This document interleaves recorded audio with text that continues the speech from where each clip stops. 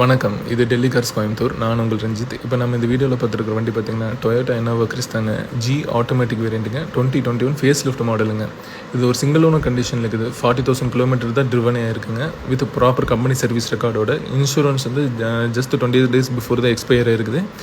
4 டயருமே வந்து பார்த்திங்கன்னா உங்களுக்கு பிராண்ட் நியூ டயர்ஸுங்க. ஸ்டெப்னியுமே வந்து பார்த்திங்கன்னா அன்யூஸ்டுங்க. வண்டியில் சின்ன ஸ்க்ராச்சஸ் தான் இருக்குதுங்க. அதுவுமே இந்த வீடியோவில் வந்து ப்ராப்பராக மென்ஷன் பண்ணியிருப்பேன்.